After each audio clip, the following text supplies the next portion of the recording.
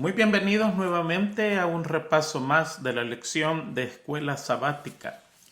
Estamos un poquitito tarde por ciertas inconveniencias, pero aquí estamos, gracias a Dios. Así que vamos a estudiar en esta ocasión la lección número 4 que pertenece al último trimestre del año 2023. Esta lección lleva como título Compartir la misión de Dios. Y el texto para esta semana lo encontramos en el libro de Juan, capítulo 13, versículo 34 y 35, donde leemos de la siguiente manera. Un mandamiento nuevo les doy, que se amen unos a otros, que se amen así como yo los he amado. En esto conocerán todos que ustedes son mis discípulos, si se aman los unos a los otros. El título del día domingo es El don de la hospitalidad. El día lunes, el amor de Abraham por lo demás. El día martes, el espíritu de oración de Abraham. El día miércoles, la misión de Abraham. Y el día jueves, sumisión a la voluntad de Dios. Esta lección está basada en el libro de Génesis, el capítulo 18 y la mitad del capítulo 19. Nosotros vamos a tocar todos esos puntos allí, pero le vamos a dar una información más profunda acerca del capítulo. Le vamos a dar una información acerca de los versículos más relevantes y usted escoge cuál de esa información quiere o desea o necesita aplicar a la lección de escuela sabática cuando la está impartiendo el día sábado. Así que vamos a comenzar con este impresionante capítulo de la bondad de Dios cuando se une con la bondad del humano. Quizás lo pudiéramos decir mejor al revés. Cuando la bondad humana se une con la bondad de Dios. Vamos a comenzar el estudio inmediatamente. Muchas gracias por todas sus oraciones, por mi salud. En verdad yo aprecio eso. Es muy hermoso sentirse apreciado en estos momentos así. Y definitivamente el Señor está poniendo su mano sobre mí. La naturaleza está haciendo su trabajo, que es un agente divino que Él ha dejado. Dios no nos puede dar sanación si nosotros no arreglamos nuestros caminos torcidos, si no le ponemos un final a eso. Para que Dios nos dé la bendición tenemos que saber cuidar nuestro cuerpo y no destruirlo, sino de nada sirve que Dios nos sane para volverlo a destruir. Así que cada día es un día que avanzo lentamente, pero seguramente confiando en la promesa divina. Muchísimas gracias por sus oraciones. Vamos a comenzar con el estudio de esta lección leyendo el capítulo 18 y los primeros 5 versículos para estudiarlos. Después le apareció Jehová en el encinar de Mamre, estando él sentado a la puerta de su tienda en el calor del día. Y alzó sus ojos y miró, y aquí 3 varones que estaban junto a él. Y cuando los vio, salió corriendo de la puerta de su tienda a recibirlos y se postró en tierra y dijo: Señor, si ahora he hallado gracia en tus ojos, te ruego que no pases de tu siervo, que te traiga ahora un poco de agua y lavad vuestros pies, y recostaos debajo de un árbol, y traeré un bocado de pan, y sustentad vuestro corazón, y después pasaréis, pues no habéis pasado cerca de vuestro siervo. Y ellos dijeron: haz así como has dicho. ¿Qué estaba haciendo Abraham metido en su casa ese día al mediodía en punto? Tendría que estar trabajando con todos sus trabajadores. Tendría que estar cuidando rebaños o dirigiendo una empresa. Pero si usted lee el capítulo 17, allí ha pasado algo con toda la casa de Abraham, y es que recién terminaron con la circuncisión. Posiblemente Abraham está en su casa pasando ese momento doloroso de la circuncisión. Los judíos dicen, no quiere decir que eso es verdad, pero les comparto a usted lo que ellos enseñan, que Jehová lo vino a visitar para darle tres noticias. Primero, el embarazo de Sara. Segundo, la destrucción de Sodoma. Y tercero, sanarlo de su dolor de la circuncisión. Eso es lo que ellos enseñan. Es muy interesante. No es precisamente eso, pero es interesante ver cómo ellos procesan esa información. Hay algo interesante en estos primeros 5 versículos. En el versículo 3, Abraham trata a estos 3 hombres en singular y dice, y dijo Señor. Ahí son 3 y él se refiere a una persona, posiblemente el que parece más jefe de los demás, posiblemente el más importante de los 3. Posiblemente él descubrió que este era el ser superior a los otros 2. Dice, si ahora he hallado gracia en tus ojos, te ruego que no pases de tu siervo. Y ahí comienza a tratar a ese señor en singular, pero en el versículo 5, él cambia a plural y dice, y traeré un bocado de pan y sustentad vuestro corazón y después pasaréis. No dice pasarás, sino que pasaréis, y allí él comienza a tratar en plural, en un grupo de 3 a esas personas. Muy interesante la manera en que está escrito, comenzando en singular y terminando en plural. Un bocado de pan. Fíjense que estaba la palabra un bocado de pan aquí que conforta el corazón. En el versículo 5 dice, traeré un bocado de pan y confortará vuestro corazón. Esa misma palabra se repite en Salmo 104:15 para la palabra confortar.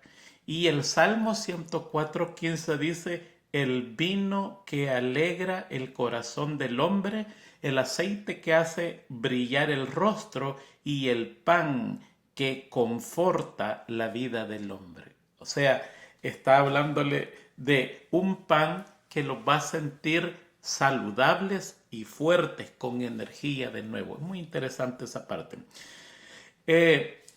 Y él dice allí, ustedes no han venido aquí por gusto, ustedes han venido acá por algo. Puede ser que no hayan llegado porque en verdad andaban buscando los regalos de este hombre. No hayan llegado inconscientemente. Ellos han llegado, por algo han llegado allí. E inconscientemente puede ser, Dios quizás los había conducido a esta oportunidad o quizás habían pasado por su tienda. De todas maneras, Él no desperdicia la oportunidad. Ahora, hay que notar que la casa de Abraham era grandísima y él no manda una persona a que atienda a estos 3 personajes, no manda a un siervo, no manda a ningún trabajador, sino que él propiamente corre y se postra ante ellos y los ruega, los empuja, los forza un poquitito para que ellos entren a su lugar y él pueda atenderlo. Después de esa invitación, en el versículo 5 dice, y ellos dijeron, haz lo que acabas de decir. Por lo tanto, ellos aceptan toda la invitación de Abraham y por lo tanto allí suceden varias cosas. Él fue a traer un poco de agua, él lavó los pies de estas personas Él los hizo recostarse debajo de un árbol y él fue a traer pan y les dio de comer, porque ellos aceptaron. Ahora vamos a pasar al versículo 6 y 7. Permítame un momentito. Se me está poniendo caliente mi lugar. Abrí el aire acondicionado. Versículo 6 y 7. Entonces Abraham fue deprisa a la tienda a Sara y le dijo: toma pronto 3 medidas de flor de harina y amasa, y haz panes cocidos debajo del rescoldo. Y corrió Abraham a las vacas, y tomó un becerro tierno y bueno, y lo dio al criado, y éste se dio a prisa a prepararlo. Tomó también mantequilla y leche y el becerro que había preparado, y lo puso delante de ellos, y él estuvo con ellos debajo del árbol, y comieron. Fíjense que esto es bien interesante y le vamos a tomar un poquitito de tiempo para explicar estos textos. Allí Abraham le dice a ella: toma 3 medidas de flor de harina y haz pan. Esas 3 medidas es exactamente lo que Jesucristo habla en Mateo 13:33. Él dice: el reino de los cielos es semejante a la levadura que tomó una mujer y escondió en 3 medidas de harina. Eso era 1/3 de efa. Y entre todo hacía una efa entera. Y él le da específicamente la cantidad a su esposa de cómo y cuánto cocinar estos panes. Jesucristo más tarde compara al reino de los cielos también con 3 medidas de harina que forma una efa. Entre una de las cosas que llama la atención en la historia beduina o de los árabes es que ellos comen carne rara vez. No siempre comen carne, al menos en la historia de esos días. Pero si llega un viajero, no importa quién sea, lo conozcan o no lo conozcan, ellos añaden comida a su merienda, a su almuerzo. Ponen leche, dulce y arroz, o sea, lo que nosotros conocemos arroz con leche. Y si es una persona muy distinguida, entonces ellos matan un corderito o un cabro. Eso es lo que ellos hacen. Pero en este caso, Abraham mata un becerro. Es un torito tierno, un hijo de la vaca. Y lo endereza y él lo busca y dice tierno y bueno. O sea que él se da cuenta que en este grupo hay algo muy interesante, hay una persona muy importante y él, en vez de traer un cordero o un cabro, él trae un becerro. Según la costumbre beduina, el becerro se cortaba en porciones bien pequeñas y esto se preparaba en tiempo rápido. No asaban las grandes porciones de carne, sino que en porciones muy pequeñas. Es interesante que en la Biblia matar un becerro tierno, por supuesto, por eso se le llama becerro, es comida de reyes. Y aquí Abraham le da comida de rey a un personaje que él no sabe que es realmente rey. En 1 Samuel 28:24 dice lo siguiente: la mujer tenía en su casa un becerro gordo al que mató enseguida. Esta es la pitonisa de Endor. También amasó harina y horneó unos panes sin levadura. Luego le sirvió a Saúl y a sus oficiales. Esa misma noche, después de comer, todos ellos emprendieron el camino. Y aquí vemos que Abraham hace exactamente lo mismo, porque a un rey se le agasajaba con un becerro para el sustento, para ir a comer sin importar a qué horas era. Y Abraham hace lo mismo. Se lo dio a un joven, dice la Biblia. Los judíos creen que se lo dio a Ismael, que ya estaba en esa edad perfecta, y ellos dicen que supuestamente él era el encargado de hacer el sacrificio de sus animales para comer. Esto es una creencia, pero es interesante saber qué es lo que otros creen. Muy bien, versículo 8. Tomó también mantequilla y leche y el becerro que había preparado y lo puso delante de ellos, y él se estuvo con ellos debajo del árbol y comieron. Mantequilla, esto es leche o cuajada, y esto es un derivado de la vaca. Fíjense que los romanos y los griegos no sabían cómo hacer mantequilla, no sabían, pero los hebreos sí sabían cómo hacer mantequilla. Los árabes creen que la leche de camello es superior a la leche de la vaca, y eso es lo que ellos toman. El camello es un animal inmundo, prohibido por Dios para tomar los alimentos, porque aunque rumia, no tiene la pezuña hendida. ¿Por qué la leche a mediodía? Porque la leche es refrescante en climas cálidos al mediodía. Y Abraham trajo leche fresca, ¿ve? Para que esta gente comiera. Ahora, fíjense qué bien que dice, estuvo junto a ellos y comieron.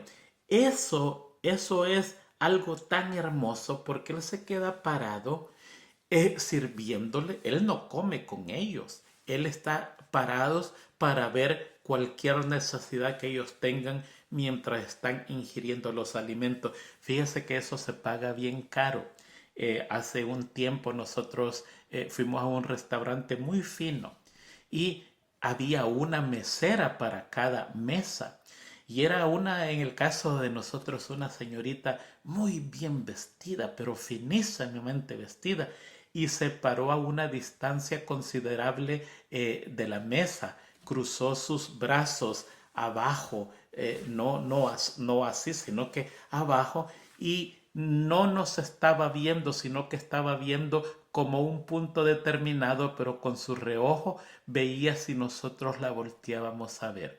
Y ella estuvo allí parada mientras comíamos, y una pequeña mirada que le diéramos, ella inmediatamente volteaba a ver, caminaba donde nosotros y preguntábamos qué deseábamos, con qué amabilidad. Eso es pagado y eso se ha aprendido. Aquí está encontrando a un archemillonario que desconoce esas tres personas y tiene un comportamiento de total humildad. Se queda parado ante ellos esperando suplir las necesidades de sus tres visitantes, que no tiene idea ni quiénes son.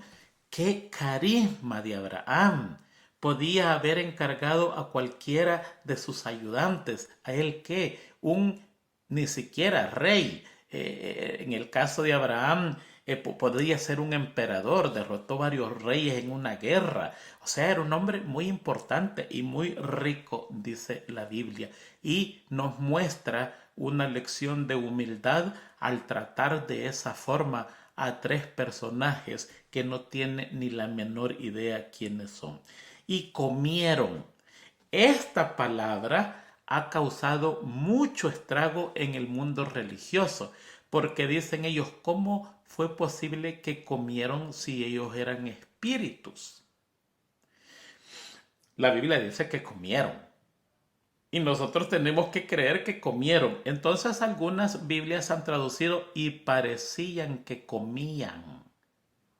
Ellos han traducido, porque no logran entender cómo estos ángeles, que en ese momento eran espíritus materializados, podían comer cuando ellos son espíritus. Y allí no vamos a entrar porque nosotros no sabemos por qué, pero sí hay un texto que necesitamos leer, y ese es Salmo 78, 25. Dice 78, 24 y 25. Dice Salmo 78, hizo llover maná para que comieran. ¿Quién? El pueblo de Israel en el desierto. Les dio grano del cielo. El versículo 25. El hombre comió el pan de los ángeles y se los envió en abundancia. En el cielo los ángeles comen pan. ¿Cuál es el pan? El maná. Y de eso los israelitas probaron. Así que cuando la Biblia dice que comieron, yo creo que comieron, porque en el cielo ellos tienen un pan y también lo comen. Muy interesante. Muy bien. Ahora viene otra parte. En verdad, ellos vienen con la primera noticia y la primera noticia es acerca de Sara, versículo 9 al 15. Y le dijeron, ¿dónde está Sara tu mujer? Y él respondió, aquí en la tienda. Entonces dijo, de cierto volveré a ti según el tiempo de la vida, he aquí que Sara tu mujer tendrá un hijo. Y Sara escuchaba a la puerta de la tienda, estaba de curiosa. Las mujeres son curiosas. Y dice el Espíritu de Profecía que la curiosidad es un pecado para hombre y para mujer. Hay hombres curiosos también. Y Abraham y Sara eran viejos de edad avanzada, y a Sara le había cesado ya la costumbre de las mujeres. Se rió pues Sara entre sí diciendo, se rió adentro de ella, dicen otras versiones, diciendo, después que envejecido tendré deleite siendo también mi señor ya viejo. Entonces Jehová dijo a Abraham, ¿por qué se ha reído Sara diciendo, ¿será cierto que de dar a luz siendo ya vieja? ¿Hay para Dios alguna cosa difícil? Al tiempo señalado volveré a ti, y según el tiempo de la vida, Sara tendrá un hijo. Entonces Sara negó, diciendo, no me reí, porque tuvo miedo. Y él dijo, no es así, sino que te has reído.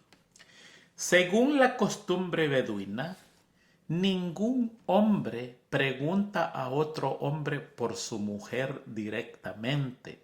Es fuera de toda ética de la sociedad árabe.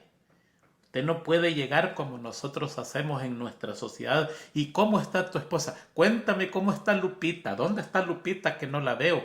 Eso no es permitido.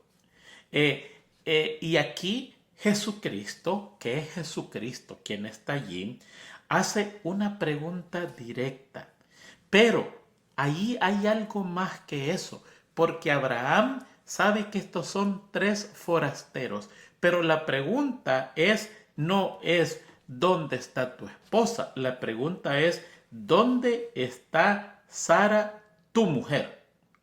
Y esa pregunta entonces comienza ya Abraham y Sara a preguntarse quiénes son y posiblemente lleguen a la conclusión que están viendo a Jehová mismo, porque son extranjeros y nadie conoce el nombre de la esposa. Primero, incorrecto preguntar directamente por ella, pero eso incorrecto queda olvidado porque ellos están preguntando por una persona específica con nombre y ese nombre es Sara.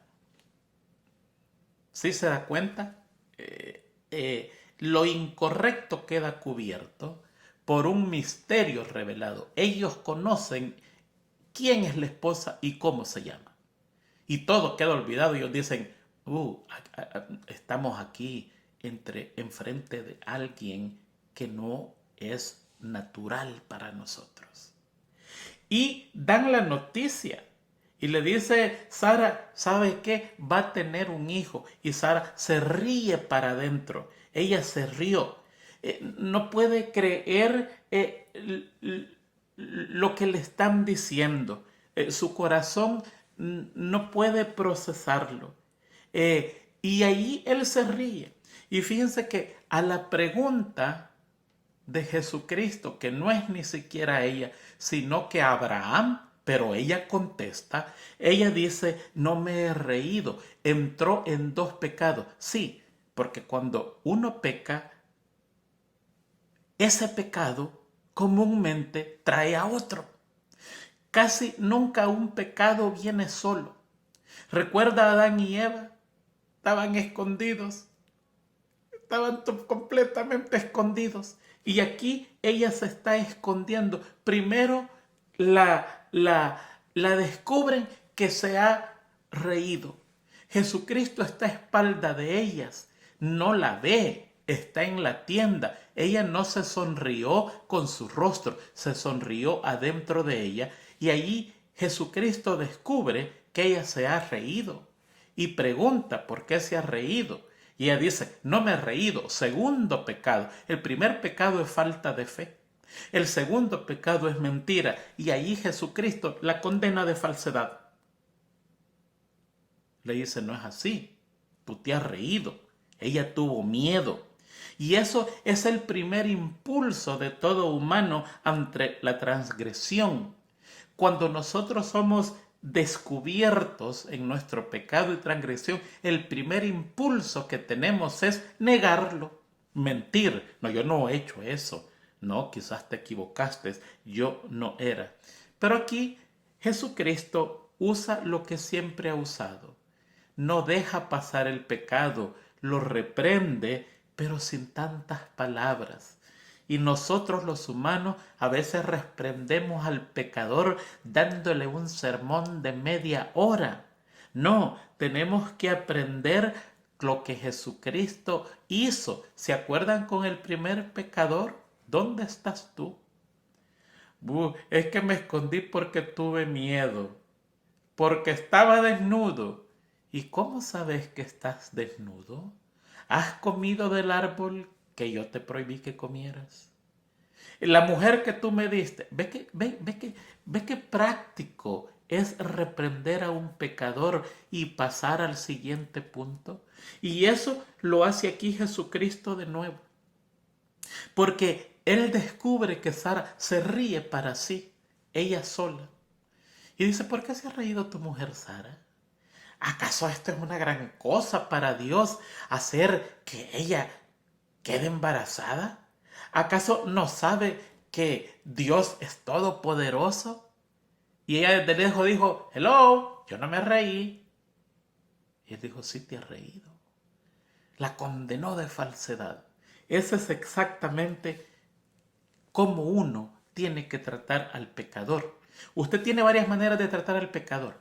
Primero, yendo a hablar con él primeramente. Si él no le escucha, usted puede hablar con otro. Y si no les quiere escuchar, va y llévelo al pleno de la iglesia. Esa es una manera. Pero la otra manera es la siguiente, dice el texto, porque el amor cubrirá multitud de pecado. Y ese texto es el que nosotros agarramos, tomamos y lo creemos muchas veces hasta por ignorancia con aquella persona que amamos como nuestro padre, nuestra madre, nuestro esposo, esposa o nuestros hijos. Los amamos tanto que el amor que le tenemos deja en silencio la multitud de pecados. Hay dos maneras. ¿Cuál es la mejor? Yo creo de que yendo donde el pecador, con palabras pocas, cortitas. Una vez estaba yo medio patojito. Todos tenemos momentos malos. Y el pastor, un hombre muy señor, muy experto, muy anciano, ya de edad, vino y me dijo a mí, Tony, por lo que estés pasando en tu vida, quiero decirte que esta semana estarás como el centro de oración en mi familia y en mi casa. Eso fue suficiente. Eso fue suficiente para mí. Yo sentí ese amor. Sentí que alguien se preocupaba por mí sin decirme, sos un sinvergüenza, sos esto, sos lo otro, cambia, te vas a ir al infierno. Fue suficiente. Quedé impresionado. Eso es lo que hacía Jesucristo con todo el pecador. No muchas palabras, pocas palabras, pero la persona sentía el amor de él y un ser también al cual enfrente de él no se puede pecar. Ahora, Abraham también se rió. Y eso usted lo encuentra en el capítulo anterior, en Génesis 17:17.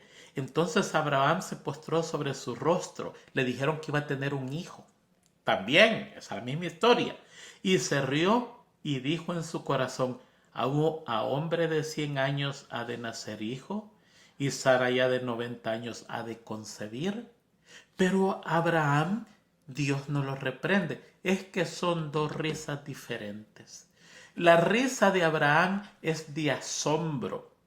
Es una risa de gozo, como quien dice. ¿Qué cosa más espectacular que yo de 100 años voy a tener un hijo? A veces nos reímos de gozo, mucho gozo. Y le voy a dar un ejemplo. Hace 4 semanas yo estaba angustiado por mi peso, 260 libras. Y decía, me veía en el espejo y decía, ¿cómo puedo rebajar esto, Señor? Enséñame cómo, mándame a alguien. Y me lo mandó. Esta persona me ayudó. Y ahora 4 semanas me subo sobre mi pesa y son 235 libras. Perdí 25 libras y sigo perdiendo. Yo me río de gozo y le digo al Señor, Señor, ¿cómo puede ser esto? Es fabuloso lo que tú has dejado que comamos. Por eso es que no fue reprendido Abraham, porque es una risa de gozo. Aunque hay incredulidad, pero es más en gozo. No, yo creo, pero ¿cómo puede ser posible esto? En el caso de Sara, fue una risa de la duda y la incredulidad, y por eso fue que se es reprendida por Jesucristo. Ahí hay un texto interesante que Sara dice, ¿cómo va a ser que yo voy a tener un niño y siendo mi Señor tan viejo? Fíjense que esa expresión la descubre el Espíritu Santo cientos de años más tarde. Y en Primera de Pedro 3:6, el Espíritu Santo dice lo siguiente: Sara obedeció a Abraham llamándolo Señor, en señal de respeto y sujeción. Así que si usted quiere ser reconocida por el Espíritu Santo, trate con mucho respeto a su esposo, si se lo merece. Y si no se lo merece, encomiéndeselo a Dios y ayúdele para que sea merecedor de ese respeto como usted también lo es. Versículo 14. ¿Hay para Dios alguna cosa difícil? Al tiempo señalado volveré a ti y según el tiempo de la vida Sara tendrá un hijo. Cuando, este texto, según el tiempo de la vida, cuando usted lo traduce literalmente es cuando la estación reviva, dicho en otras palabras, la próxima primavera. Pero no es así, porque hay otro texto que contradice unas traducciones que algunas Biblias tienen. Eso lo encuentra en 2 Reyes 4:16 y es Eliseo prometiendo un hijo a la persona que le dio posada. 2 Reyes 4:16 dice, y él le dijo, el año que viene, por este tiempo, abrazarás un hijo. Y ella dijo, no, Señor mío, varón de Dios, no haga burla de tu siervo. Ve, el año que viene, según el tiempo de la vida, en la Biblia se descubre que es un año. Así que posiblemente en un año Sara se le anunció que tendría un niño, dejándole ese 3 meses de por medio y al siguiente año fue que tuvo un niño. Fíjense que Abraham fue anunciado poco a poco de su hijo. Primero se le dijo que tendría un hijo, pero no se le dijo quién lo tendría. Después se le anunció que ese hijo lo tendría con Sara, pero no se le dice cuándo. Y por último se le anuncia que ese hijo es de Sara y que sería el próximo año. Hay que recordar que la fe sin obra es muerta. Ya Sara ya estaba muy mayor y Abraham también. Por lo tanto, había que tener un niño. ¿Y cómo se tienen los niños? Bueno, usted ya sabe cómo se tienen los niños. Y me imagino que Abraham ha de haber dicho, bueno, mi hija, ya Dios dijo, así que nosotros, pues, tú sabes, la fe sin obras es muerta, así que manos a la obra, vamos a tratar de cumplir lo que el Señor dice, y así fue como nació Isaac.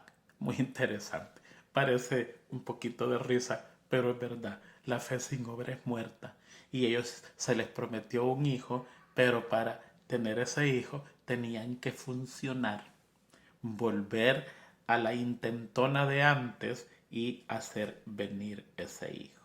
Muy bien. Vamos al 16 para adelante, ¿ok?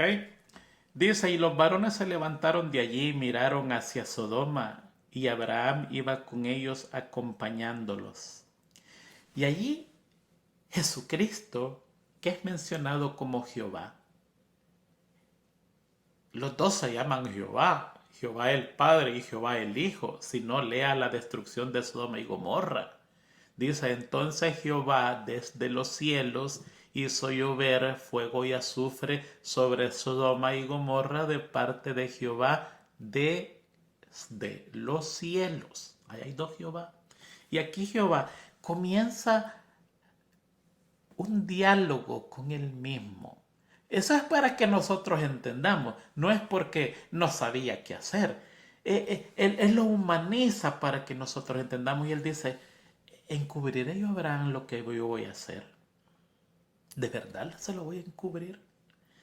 Habiendo de ser Abraham una nación grande y fuerte, habiendo de ser bendita en todas las naciones de la tierra, porque yo sé que mandará a sus hijos y a su casa después de sí que guarden el camino de Jehová, haciendo justicia y juicio para que haga venir Jehová sobre Abraham lo que se ha hablado acerca de él.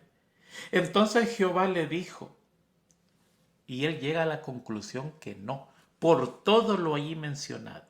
Entonces Jehová le dijo, por cuanto el clamor contra Sodoma y Gomorra se aumenta más y más, y el pecado de ellos se ha agravado en extremo, descenderé ahora. Ya había descendido una vez a ver la torre de Babel y la destruyó.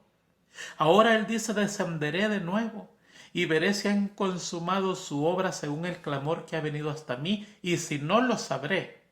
Y se apartaron de allí los varones y fueron hacia Sodoma, pero Abraham estaba aún delante de Jehová.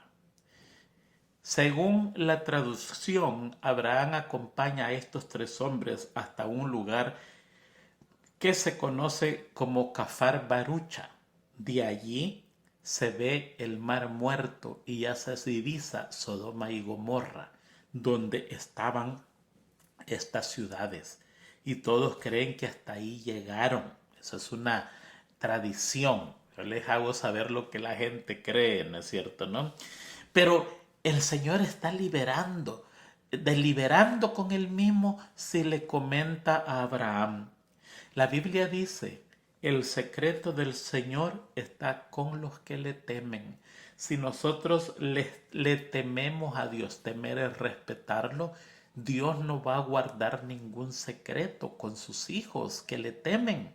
Y Abraham era un temeroso de Dios. Y la Biblia dice que Dios no guarda secreto con los que le temen. Además, él dice, tiene varias cosas.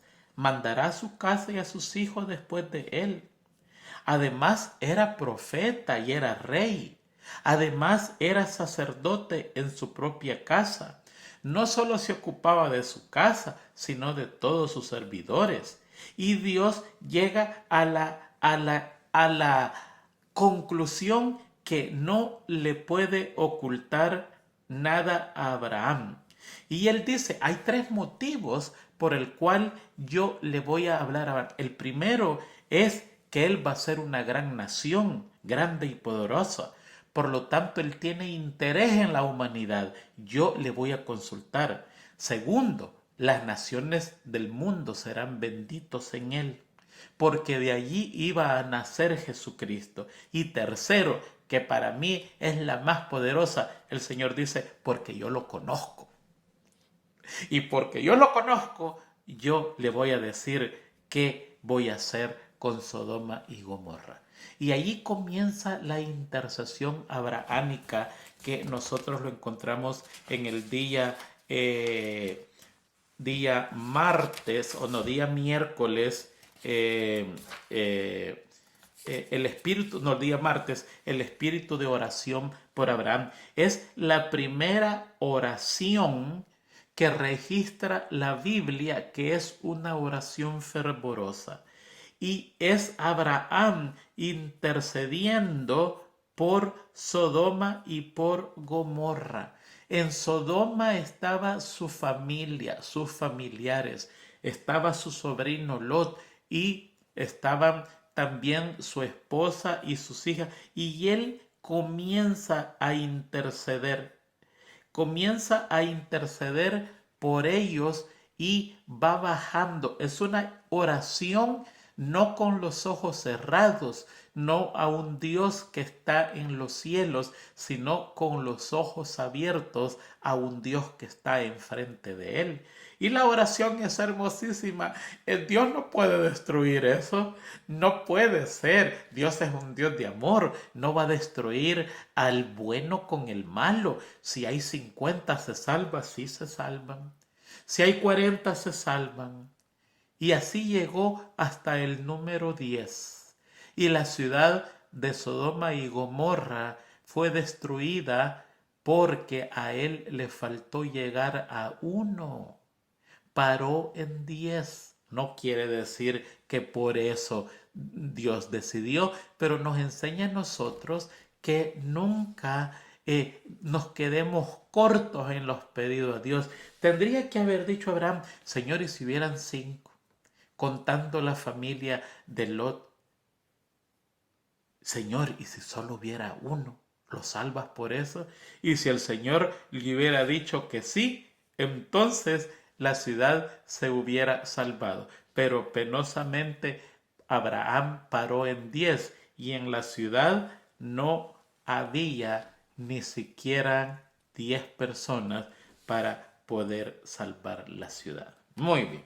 Con eso terminamos el capítulo 18 y entramos al capítulo 19, donde al caer la tarde de ese día, los ángeles llegan a Sodoma y encuentran a Lot sentado a la entrada de la ciudad, que quien al verlos igual a su tío, se levantó para recibirlo y se postró en tierra y dijo, por favor, señores, le ruego que pasen la noche en la casa de este servidor suyo. Allí podrán lavar los pies y mañana al amanecer seguirán sus caminos. Exactamente parecido a su tío, lavar los pies. No, gracias, respondieron ellos. Pasaremos la noche en la plaza. Por tanto les insistió que fueran con él y entraron en su casa. Allí Lot preparó una buena comida, les hizo panes sin levadura y ellos comieron. Parecía Navidad eso, ¿verdad? En Navidad hay comida por todos lados y usted entra en una casa, come, se va para otra, come y a la tercera usted ya no quiere saber nada de comida y la comida está por todos lados. Así estaban ellos, fueron donde Abraham, comieron comida de rey, van donde Lot, otra comida, hay que comer, hay que comer. Interesante todo lo que está pasando acá. Así es como los humanos muchas veces mostramos el cariño y el aprecio a personas dándole comida, ¿no? Aún no se habían acostado cuando los hombres de la ciudad de Sodoma rodearon la casa. Todo el pueblo, sin excepción, tanto jóvenes como ancianos, estaban allí presentes. Llamaron a Lot y le dijeron, ¿dónde están los hombres que vinieron a pasar la noche en tu casa? Esta versión que estoy leyendo es media cruda. Échalos afuera, queremos tener relaciones sexuales con ellos. Lot salió a la puerta y cerrando detrás de sí les dijo, por favor, amigos míos, hermanos, dice otra versión, no cometan tal perversidad. Tengo 2 hijas que todavía son vírgenes. voy a traérselas para que hagan con ellas lo que quieran. Pero estos hombres no les hagan nada, pues han venido a hospedarse bajo mi techo. Apártate de aquí, le contestaron. Este ni siquiera es de acá y ahora nos quiere mandar como un juez. Pero ahora te vamos a tratar peor que a ellos. Entonces se lanzaron contra Lot y se acercaron a la puerta con intención de derribarla, pero los dos hombres extendieron los brazos, metieron a Lot en la casa y cerraron la puerta. Luego a los jóvenes y ancianos que se agolparon contra la puerta de la casa los dejaron ciegos, de modo que ya no podían encontrar la puerta. Muy bien, vamos a tratar de explicar eso en los siguientes 15 minutos que nos quedan. Lot se sentó a la puerta. En las puertas de las ciudades sentarse era una señal de respeto. En muchas ciudades allí se juzgaba, en muchas ciudades allí se hacían negocios importantes entre mercaderes que venían de afuera y allí hacían las grandes transacciones comerciales. Y aquí encontramos a Lot, que está exactamente a la entrada de la ciudad como un personaje importante. Y aquí él corre y se postra y les dice, vengan. Pero estos ángeles no quieren ir a este lugar porque no es la misma casa de Abraham. Esa casa, aunque tiene un hombre justo, está media corrompida. Y ellos dicen, nos quedamos en la calle, cosa que no era anormal en esos días. Muchas personas pernoctaban en los parques de las ciudades mientras llegaba el día siguiente, comían y seguían su camino. Pero aquí Job les dice, ¿saben qué? Vayan a mi casa, vayan a mi casa y caminen a mi casa. Cuando usted traduce esto, el versículo 3, pero tanto les insistió que fueron con él y entraron en su casa, usted se da cuenta que él está tratando, según el original, de que hagan una rotonda, que vayan y caminen y confundan a la gente, que den unas 2 vueltas a la manzana y que cuando vayan pasando por la casa entren inmediatamente y nadie descubra que habían entrado en ese lugar. Y los presionó mucho. Pero los ángeles no aceptan con facilidad su hospitalidad. Ya el carácter se había deteriorado y lo están probando realmente si eso era solo un compromiso social o si en verdad él tenía la intención de llevárselos a su casa. Pero ante la insistencia, ellos descubren que no, que su corazón era el corazón como el de su tío, un hombre hospedador para gente desconocida, y en este acto para protegerlos de la maldad en la ciudad. En esta ciudad no se podía quedar un desconocido en el parque porque tanta la maldad que existía, y él está tratando de protegerlo. Y al hacer eso, por eso condena a toda gente de la ciudad. Pero allí se descubre que han entrado donde Lot.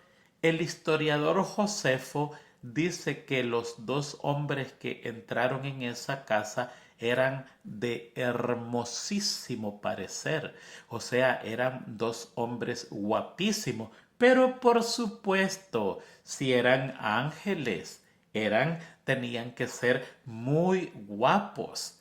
Fíjense que el espíritu de profecía dice que todos los que murieron de Abraham para atrás y que nacieron, que no nacieron, que resucitaron en la resurrección junto con Cristo, todos ellos tenían rostro de ángel. Qué cosa, ¿no es cierto, no? Pues 2 de esos entran allí y allí se reúne toda la ciudad. Son hombres y hay viejos y jóvenes. Los viejos ya no podían físicamente tener una acción así, porque hay viejitos, pero los jóvenes sí. Entonces, si no se reunía con la lujuria antinatural, se reunían como espectador. ¿Sí se da cuenta? Unos se reunieron porque en verdad iban a cometer el acto terrible y el otro se reunía aunque no lo podían cometer, iban a participar de ese acto por medio de ser espectadores. Ese pecado era un pecado común que existía entre los romanos y los griegos, y ese pecado se llama pederastía o pederastia, que es un pecado sexual entre adultos y jóvenes con desconocidos o con niños. Así que eso está comprobado allí de la perversidad que tenía la ciudad, que hay cosas que no es correcta ni siquiera mencionarla. Ahora viene Job, ¿ok? Y comete un error. En Génesis 19:8 dice, tengo 2 hijas vírgenes. Mire, hermano, muchas veces nos vienen los males a nosotros y cuando tenemos varios males tenemos que escoger el menor de esos males y tratar de evitar el mal más grande.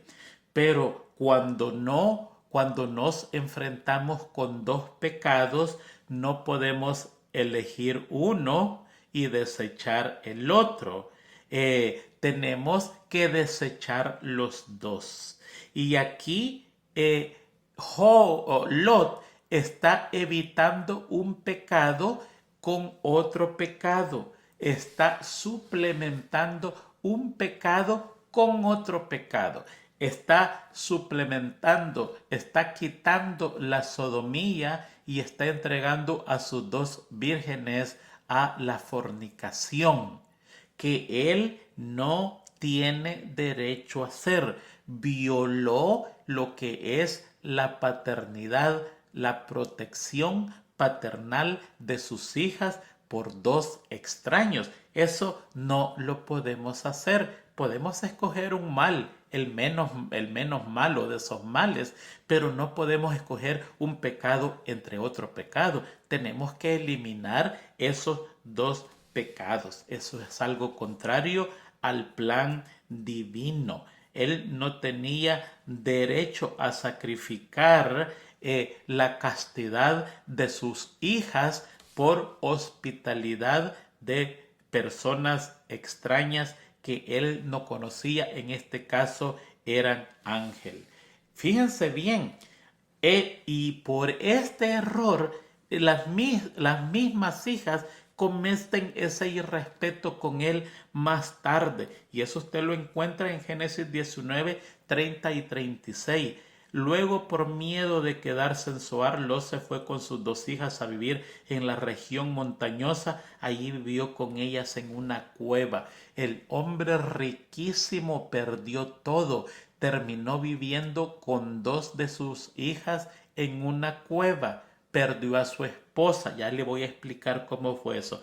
Un día la hija mayor dijo a la menor, nuestro padre ya está viejo y no quedan hombres en esta región para que se acuesten con nosotros y nos den hijos. Así de normal. Así algo tan normal como pasaba en Sodoma y Gomorra. Tan normal. Necesitamos hombres que se acuesten con nosotros y aquí no hay. Como es la costumbre de todo el mundo. Eso es lo más normal, que un hombre se acueste con una mujer sin importar. Ven, vamos a emborracharlo con vino, nos acostaremos con él y así por medio de él tendremos descendencia. ¿Se acuerda el irrespeto que tuvo el papá diciendo, aquí tengo 2 hijas vírgenes, úsenlas? No tienen ellas respeto de regreso para él. Todo en la vida, lo que va, lo que uno hace, le regresa a uno. Y el versículo 36 dice, y así las 2 hijas de Lot quedaron embarazadas de su padre. Incesto en una cueva de un hombre que fue rico y ahora está en la miseria. La mayor tuvo un hijo a quien llamó Moab, de ahí aparecieron los moabitas. La hija menor también tuvo un hijo, del cual aparecieron los amonitas, que fueron exterminados por el pueblo de Israel por orden divina, por su maldad. Lo que comienza mal, termina mal. Eso tenemos que aprenderlo. Pero los ángeles liberaron a Lot, extendieron sus brazos fuera de la casa, lo introdujeron y produjeron ceguera en todos los que estaban afuera. Esa ceguera en hebreo, ya transliterado, recuerde que el hebreo son un montón de simbolitos, no es como el castellano que tiene palabras, ¿verdad? Letras. Esos son símbolos que solo Dios lo entiende. Pero ya eso transliterado al español se llama la palabra basamberín, que es una ceguera que no es de los ojos, sino que de la mente. El cerebro no enfoca, o más bien dicho, los ojos no le mandan al cerebro lo que es la realidad, sino que es una ceguera mental en donde el ojo no ve el objeto correcto. El ojo ve que la puerta está a la derecha cuando realmente está a la izquierda. Esa ceguera nosotros la encontramos con en Segunda de Reyes 6:18, cuando Eliseo puso ciego a todo un ejército y los hizo que caminaran una larga distancia hasta que lo llevó donde Samaria. Y cuando les volvió de nuevo su vista, descubrieron que no estaban en su propio lugar, sino que estaban en el corazón de su enemigo, en el centro de Samaria. Esa ceguera no es una ceguera donde la persona queda ciega como quedó Pablo, que no veía nada. No, ellos veían, pero lo que veían no era realmente lo que estaba pasando. Era imposible llevar a un ejército completamente ciego por caminos escabrosos y por larga distancia. No, ellos veían, pero estaban confundidos porque no sabían dónde estaba. Lo mismo fue esta ceguera, Basamberín, que es una ceguera mental donde ellos podían seguir viendo, pero no veían lo que andaban buscando. Una ceguera pronta y ceguera en verdad completa hace retroceder a la persona del terror porque ha perdido su vista, una de las cosas más importantes del humano. Quizás se puede vivir con otras cosas, se puede vivir sordo, pero ciego es mucho, mucho más difícil que la sordera. La persona quizás no puede hablar, pero va a escribir o se va a comunicar por señas, pero la ceguera es fatal. Ante una ceguera total, la persona retrocede de terror, pero ante esta ceguera, que es la palabra basamberín, no, es una ceguera mental. Es una alteración de la vista, donde la persona no puede ver lo que era correcto. Bueno, se nos fue el tiempo y ahí ya todos sabemos qué es lo que pasó, pero déjeme mencionar varias cosas importantes de Lot que está en el espíritu de profecía. Mire, muchos de ustedes van a preguntar dónde. Yo no me acuerdo dónde porque son pedacitos aquí, pedacitos por el otro lado, pedacitos en otro libro, y mientras uno va leyendo el espíritu de profecía, uno dice, ah, sí, ahora entiendo por qué, porque ahora esto explica lo del otro. Y yo se lo voy a explicar de todas maneras, porque cuando leí, ¿cómo voy a escribir tanto donde está cada cita? Eso es casi imposible. Lot tenía 4 hijas. 2 estaban casadas y 2 vivían con él según el espíritu de profecía. A esas 2 que tenían sus yernos fue a llamar para que se salvaran, y los yernos, casi los yernos, impidieron la salvación de ellos y de sus propias esposas, las hijas de Lot, porque creyeron que el viejo estaba fuera de sí. Hay unas traducciones que ponen las dos hijas de Lot que estaban pronto a casarse, posiblemente estaban pronto a casarse, pero el espíritu de profecía dice claramente que eran dos hijas que ya estaban casadas. La otra cosa es, Lot era un hombre muy bueno, pero no era lo suficiente bueno como para abandonar Sodoma y Gomorra por su propia voluntad. Era un hombre justo, sí, de eso no hay ni la menor duda, pero no lo justo suficiente con aquella poderosa decisión espiritual que dijera a su esposa y a sus hijas: nos vamos de acá porque este lugar no es correcto para nosotros. Ese es un mal que tenía. La mujer de Lot influyó mucho para que Lot se separara de su tío. Esta mujer tenía inclinaciones mundanales, y ella intervino tanto para que Lot se separara de su tío, y así Lot pierde esa comunión tan importante espiritual que tenía su tío. El espíritu de profecía dice que la pérdida de la mujer de Lot es gracias a Lot, que él titubeó tanto cuando se le dio la orden.